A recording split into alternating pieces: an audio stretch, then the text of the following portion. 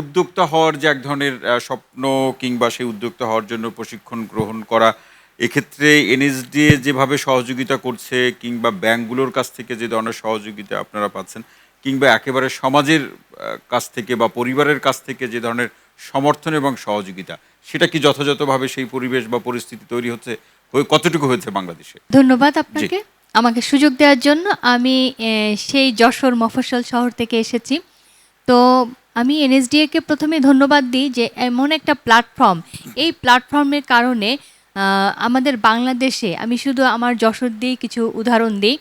আমার প্রতিষ্ঠান থেকে আমাদের ব্র্যাকের সাথে একটা আমাদের এমইউ ছিল, সেখানে আমরা 400 মানুষকে ইনফর্মাল সেক্টরে আমরা প্রশিক্ষণ করাচ্ছি এবং সেই 400 যে কর্মী ছিল তারা সবাই ব্র্যাকে চাকরি করছে।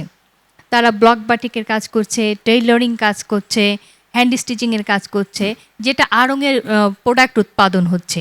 তারপরে আমাদের প্রতিষ্ঠান থেকে যে যারা বেরোচ্ছে স্কিল হয়ে, অনেকে উদ্যোক্তা হচ্ছে এবং বাংলাদেশে অনেক নাম, মানে সুনামধন্য কিছু, যাদের নাম বললেই সবাই চিনতে পারবে, এরকম অনেক মানুষ উদ্যোক্তা হয়েছে এবং আমি নিজেও একজন উদ্যোক্তা হয়েছি।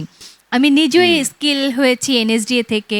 আমি স্কিল হয়ে আমি প্রোডাকশনের কাজ করছি, আমি ফুড প্রসেসিংয়ের কাজ করছি, আমি ফুড ক্যাটারিংয়ের কাজ করছি এবং একটা ইনস্টিটিউট দিয়েছি। অতএব আমি বড় একটা প্রমাণ। অবশ্যই। হ্যাঁ, এছাড়াও দেখা যাচ্ছে বিভিন্ন প্রতিষ্ঠানে ট্রেনার হিসেবে কাজ করছে, যারা এখান থেকে স্কিল হচ্ছে হয়ে বিভিন্ন প্রতিষ্ঠানে তার ট্রেনার হিসেবে কাজ করছে।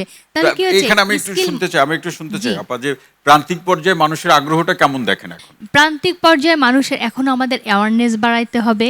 এটা হচ্ছে অনেক ইম্পর্টেন্ট একটা ইস্যু, যে অ্যাওয়ারনেস বাড়াইতে হবে। এখনো অনেক মানুষ জানে না। তো আমি আশা করি আরেকটা বিষয় সেটা হচ্ছে, যদি স্কুল লেভেল থেকে শুরু করে যদি কারিকুলামটা এমন করা যায় যেন একদম হাতে কলমে, তাহলে আমাদের দেশ কিন্তু চায়নার মতন প্রত্যেকটা বাড়ি একটা ইন্ডাস্ট্রি হবে।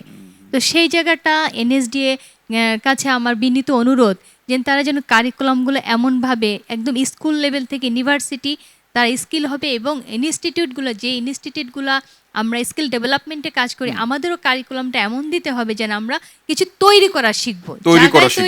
এবং এখানে আপা শামীম ভাই বলছিলেন যে একেবারে অভিভাবকরা কি এই দক্ষতা ভিত্তিক এডুকেশনে রাজি হবেন?